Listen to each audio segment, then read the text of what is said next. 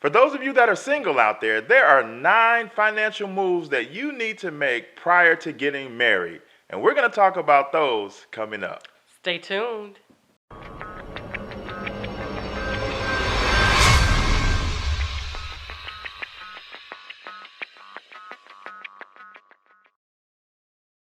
Welcome back to an all-new edition of the Sunday Night Sit-Down with America's #1 money couple. I'm Talent. And I'm Ty, and we're from hisandhermoney.com, where we're managing money, marriage, and everything in between. The Sunday Night Sit-Down is being brought to you by our friends at Policy Genius.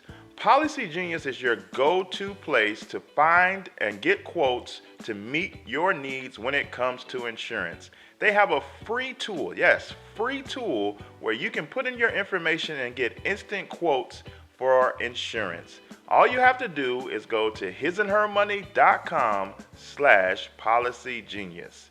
Well, guys, we wanted to sit down with you guys on this evening to help you all that are single out there to kind of get a head start financially, because we know that a lot of you have a desire to become married. We want to make sure that you take the proper steps to position yourself to be in a financially good place prior to getting married. So we have 9 financial moves that you need to make right now while single. Number 1, be in the know of your financial health.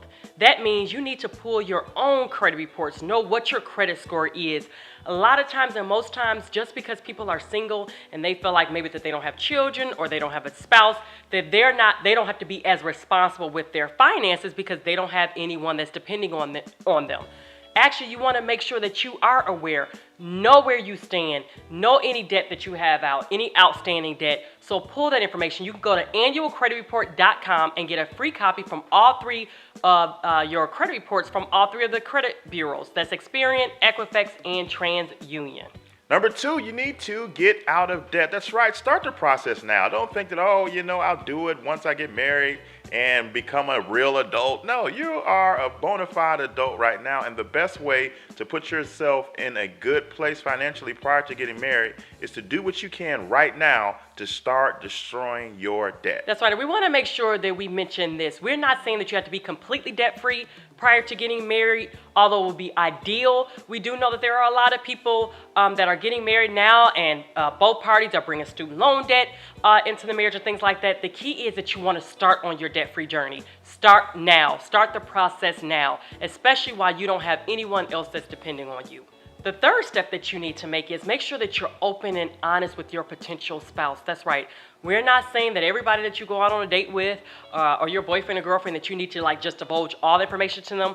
But once you know that things are getting serious, that you guys are starting to have the marriage talk, and you know that this is the person that you want to spend the rest of your life with, it is so important that you want to be open and you be honest. Prior to getting married, Talon and I, we shared this story with you guys many times before in our debt-free story, that I was not made aware of all the debt that my husband physically had. I thought that I was doing all the right things we pulled credit reports. I went over his credit report. We had counseling and things like that, but he still was keeping some financial information away from me out of fear. So don't be afraid. Don't be afraid that your potential spouse might judge you or they may leave you.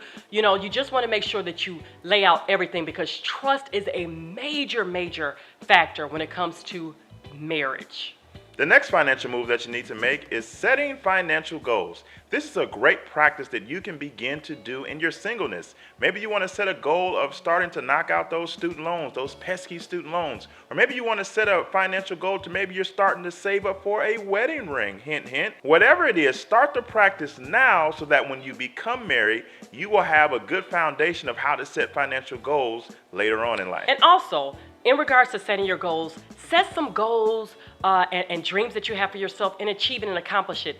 So many times people are putting their life on hold for that Mr. Perfect or that Mrs. Perfect. No, if you want to purchase a home in your singleness, by all means, purchase a home. I think that too many times a lot of people feel like, oh, I can't go out and buy a home right now because I'm not married. No, set a goal, set a dream. And if you're single, does not mean that you can't attain those things and also have them.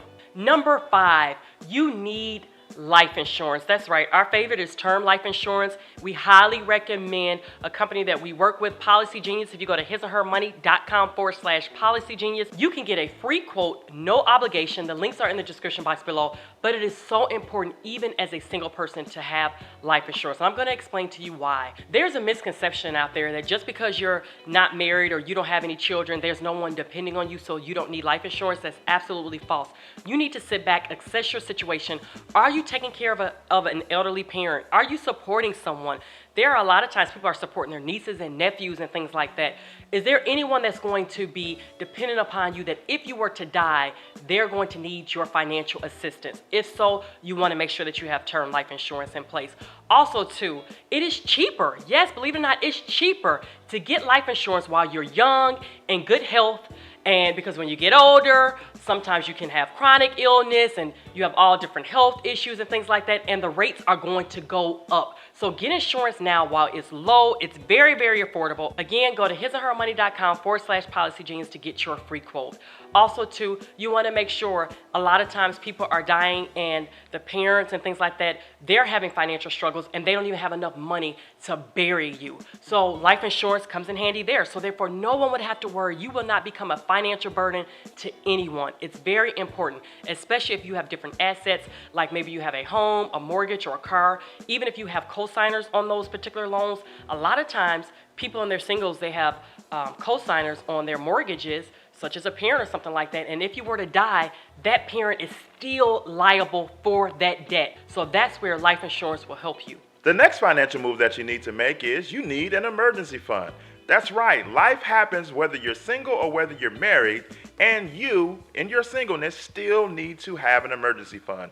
Now, there's various schools of thoughts, 3 months, 6 months, 9 months, or 12 months worth of savings. You need to take a self-assessment to see which one of those fits for you. My wife loves 12 months, and for some of you that would make sense. For others, 6 months or maybe even 3 months would make sense. I can sleep better at night. The point is, you need to have savings put away. Look at your expenses that you have right now, multiply by the number of months that you want to put away in an emergency fund, and open up a savings account and sock it in there. It's for emergencies, not emergency clearance sales. Actual emergencies, things like layoffs, things like tires being blown out, emergency car repairs, health and medical bills that pop up out of nowhere. Strictly for emergencies. That way you are safeguarded, and when these events happen, because events like this do happen, you won't be taken off track from achieving your financial goal. Number 7, you want to start to invest. That's right. Look into your current employer's 401k, or you can even set up an IRA, an individual retirement account.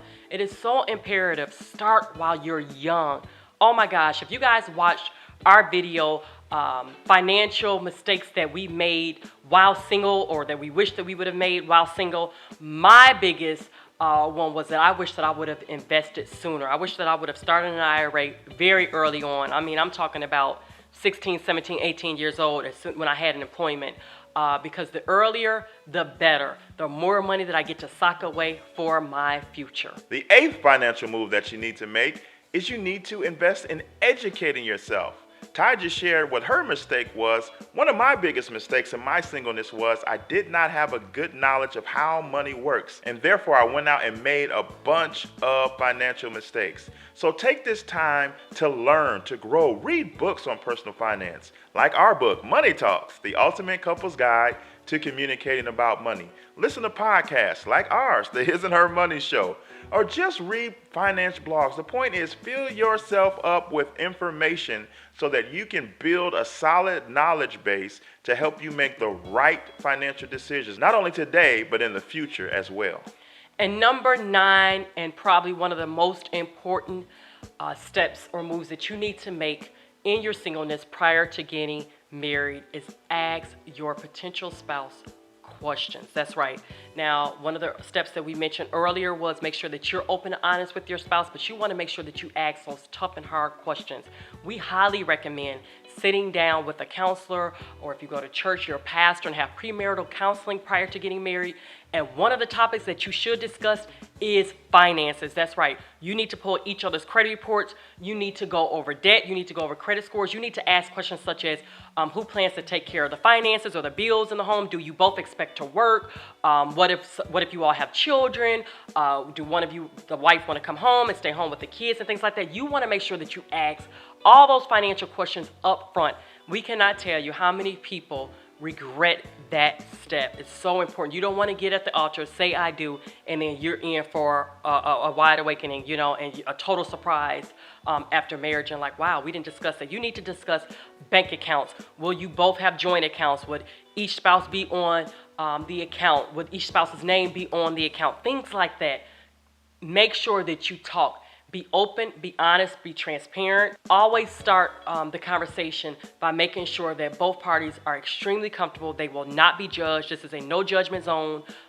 Be honest, pull out credit cards, pull out anything that you need to share with your spouse. Talk about it and also ask them about their financial health as well. Well, guys, there you have it. The 9 financial moves that you need to make while you're single prior to getting married. If you guys take this advice and put action steps behind it, trust us when we tell you, you will be in a much better position when that day comes where you walk down that aisle and start your brand new life with your future spouse. We hope that this has been helpful and that this has been beneficial, and now the ball is in your court. Now, we would like to hear from you. Please leave a comment in the comment section below, letting us know, for those of you who are married, what are some things that you wish that you would have done prior to getting married when it came to your finances? So let's help our singles out, okay? We are a huge community. We love each other. We want to share our ideas and our tips, and it will be extremely, extremely helpful. If you guys have any questions that you would like to see featured here on our YouTube channel or also over on our website, please leave it in the comment section below, or you can send us an email to questions@hisandhermoney.com. If you guys enjoyed this video, please give it a thumbs up. Meet us back here next Sunday night at 7 p.m. Central Standard Time, where you will see the both of us